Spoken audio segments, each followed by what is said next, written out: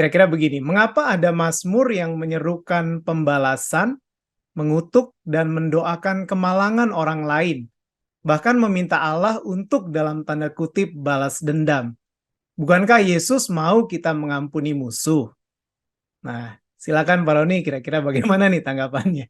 Ya, terima kasih. Ini pertanyaan klasik sebenarnya ya. Pertanyaan klasik sebenarnya. Ya, seakan-akan kok apa ya? Memang karena itulah sebenarnya ya di dalam Mazmur itu kan ada yang namanya Mazmur kutukan ya, Mazmur kutukan. Nah, perlu kita pahami juga sebenarnya kenapa Mazmur kutukan itu muncul. Seperti tadi saya katakan bahwa ada satu keadaan kondisi di mana kita manusia itu ya tidak bisa mengatasinya.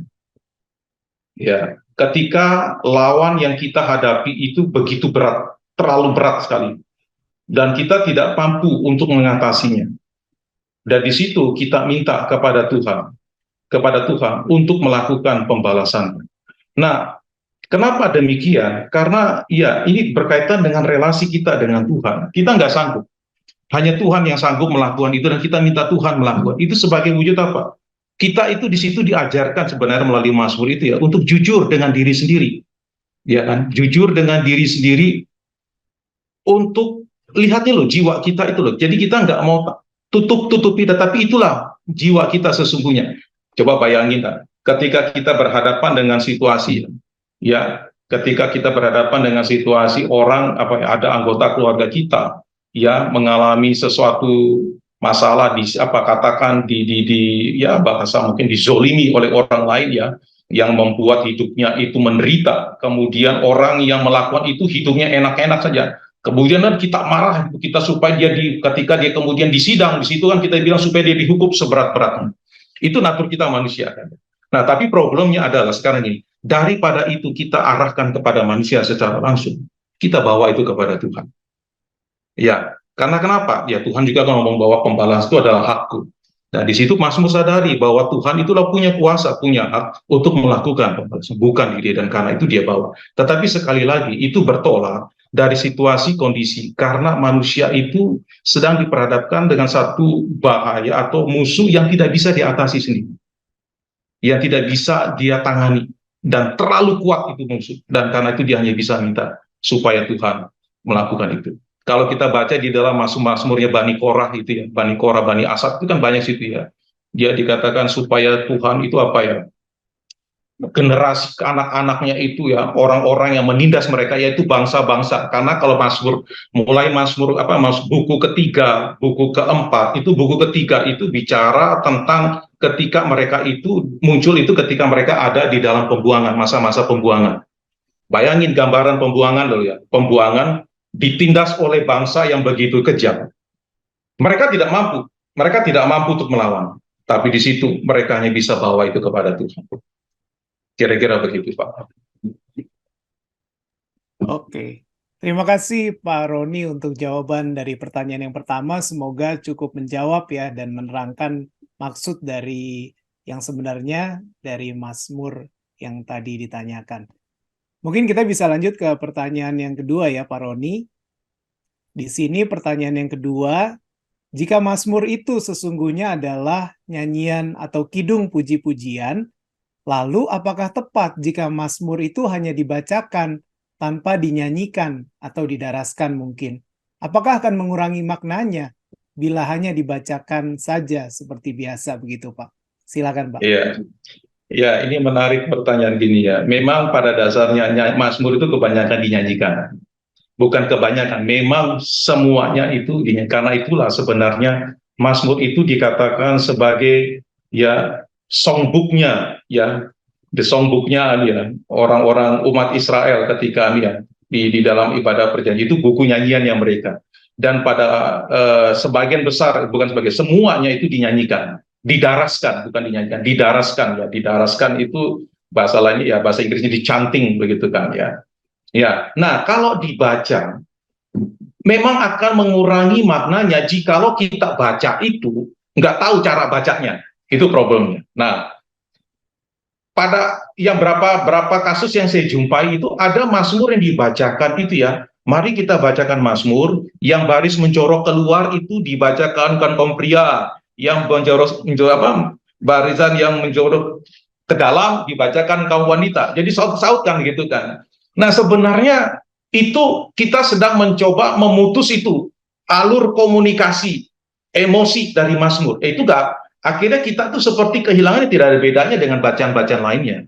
Seharusnya Mazmur itu mungkin kita bacakan itu karena itu kitab puisi ya. Ya perlakukanlah dia itu sebagai kitab puisi. Satu, kedua, karena itu juga firman Allah, maka kita bacakannya juga itu dengan sangat menghayati sekali itu kalimat ya. Kalau kita baca, tetapi memang pada umumnya itu dinyanyikan ya, karena itu memang di dalam beberapa tradisi gereja di Indonesia ada yang sudah nyanyikan Mazmur gitu kan ya. Saya dulu tuh dibesarkan dalam tradisi gereja yang menyanyikan Mazmur. Zaman saya masih kecil itu saya nyanyikan lagu-lagu Mazmur Geneva, jadi Jenewa itu ya, lagu Mazmurnya John Calvin, eranya John Calvin itu. Jadi saya nyanyikan lagu itu dan nadanya itu aneh-aneh. Ada yang mulai dari re, ada yang mulai dari fa gitu kan. Jarang ada mulai dari satu not do gitu ya, tapi re, fa, atau ada yang dari la atau si mulainya gitu.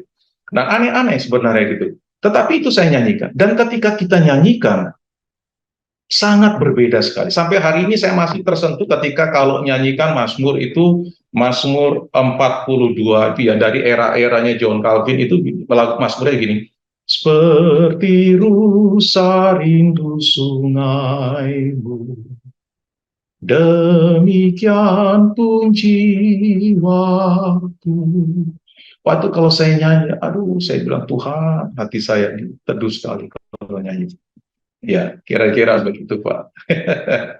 Ya, Iya, setuju Pak. Jadi mungkin dibacakan itu sah-sah saja ya, nggak salah. Cuma harus ada aturan-aturan yang harus diingat begitu ya. Tidak boleh betul. seenaknya, harus tentunya Iya, harus dengan intonasi yang baik, dengan penghayatan betul. begitu ya Pak ya. Iya, Iya, betul, betul. Iya, setuju sekali sih gitu. Pak Roni. Dan Beberapa dan waktu yang kalau lalu juga, iya, seperti itu.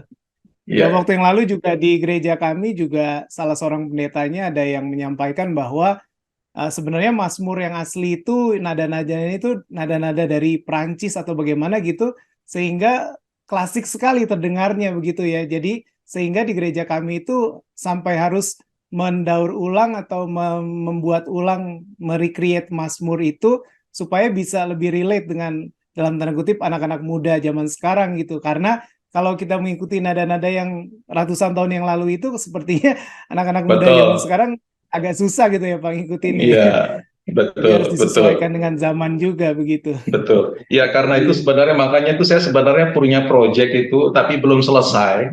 Itu menulis lagu Mazmur. Maka itu tadi adalah lagu-lagu yang saya tulis ya. Ada beberapa Mazmur yang saya tulis itu saya coba ya karena saya bayang kalau disuruh nyanyi mereka Mazmurin zaman dahulu mana bisa mereka nyanyi mulai nada re gitu kan susah banget itu. Iya.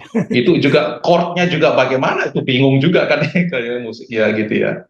Karena itu kita coba buat lagi yang baru. Ya. Oke. Gitu, ya, Thank you Pak Roni untuk ya, jawabannya. Baik, kita boleh lanjut ke pertanyaan yang ketiga. Ini di sini ada yang menanyakan bagaimana kita dapat membaca, merenungkan dan menerapkan seluruh 150 pasal dari Mazmur dengan baik dan teliti. Begitu Pak kira-kira. ya. Ini kembali lagi ke Mazmur 1 itu tadi, ya. Karena Mazmur 1 itu adalah introduksinya ketika kita mau belajar ya menyelami Mazmur. Di situ kan kita diajak itu ya untuk merenungkan firman Tuhan itu siang dan malam. Berarti firman Tuhan itu kita baca, kita renungkan, atau kalau bahasa lain pakai bahasa hari itu ya contemplate gitu ya, kita coba kontemplasikan itu dalam hidup kita sepanjang hari itu ya, dan itu akan membuat kita itu apa ya, dikuatkan, diteguhkan di dalam perjalanan hidup. Saya percaya mungkin tidak semua dari kita itu bisa mencoba apa ya, tahu betul ya seluruh Mazmur itu karena begitu banyak ya. Orang-orang Yahudi pun sendiri ya Mereka itu mencoba mencari cara bagaimana membuat Mazmur itu mereka bisa ingat selalu. Akhirnya mereka tulis Mazmur itu kan pakai sistem itu kan ya, alfabetiknya mereka itu kan ya. Mazmur 119 itu kan sebenarnya kan disusun berdasarkan alfabet itu kan. Katakan kalau dalam alfabet kita Indonesia A gitu ya, maka bagian pertama itu huruf pertamanya itu semuanya A itu. A sampai ayat keberapa itu. Kemudian di bagian berikutnya mulai huruf B, B terus sampai. Nah, itu sebenarnya menolong mengingat gitu kan. Tapi saya percaya kita tidak akan bisa sebenarnya mengingat keseluruhan ya karena terbatasnya otak kita.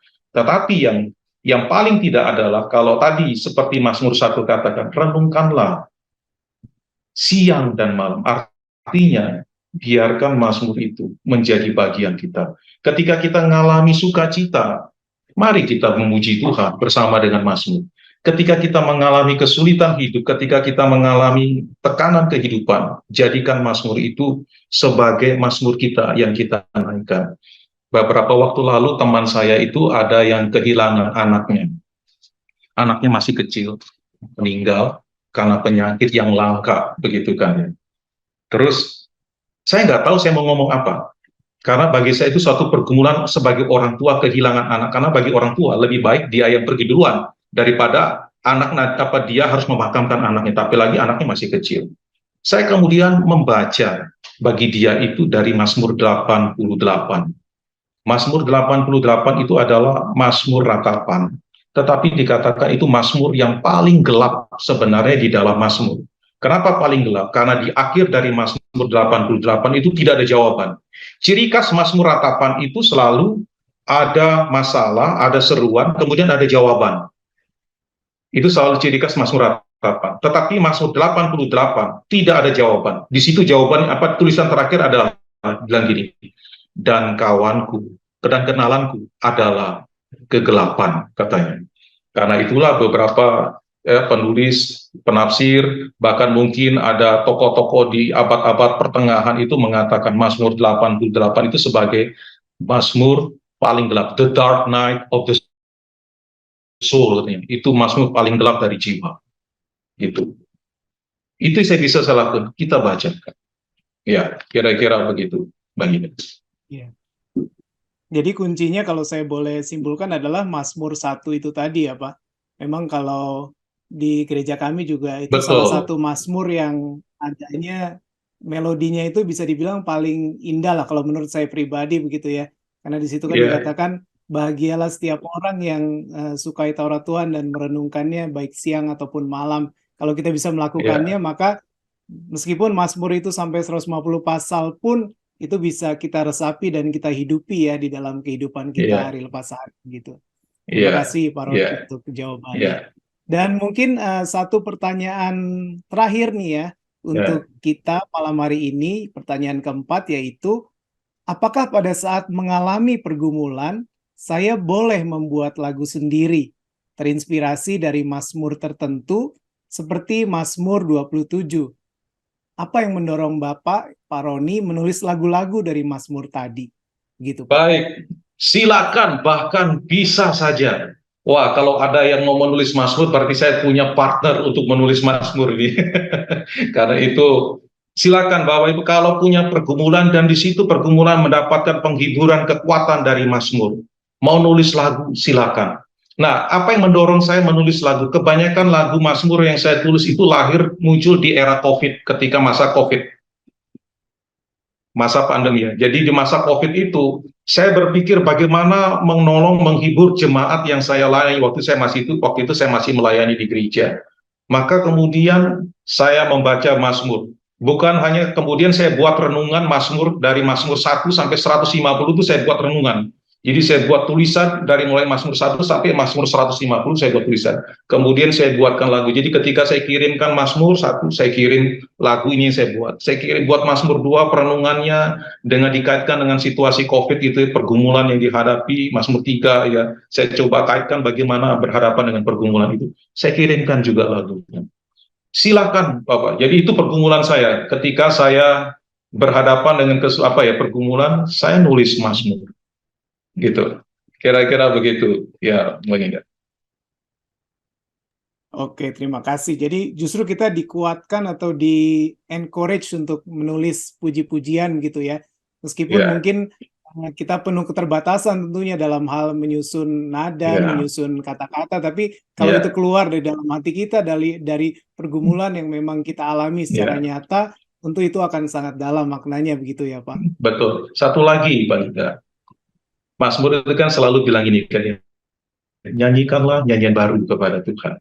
Betul ya, ada Mazmur kan kemudian, nyanyikanlah nyanyian baru kepada Tuhan.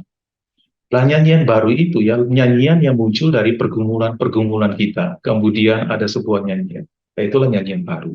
Atau lagu lama yang biasa kita nyanyikan, tetapi karena konteks hidup pergumulan, ada satu pergumulan baru yang kita hadapi. Tetapi nyanyian itu menjadi kekuatan bagi kita, itu pun juga menjadi nyanyian. Tapi pada umumnya, dalam konteks pergumulan kita menghayati pertolongan Tuhan dan kita menuliskan sebuah lagu, ya di situ sudah menjadi sebuah nyanyian baru bagi Tuhan. Kira-kira begitu.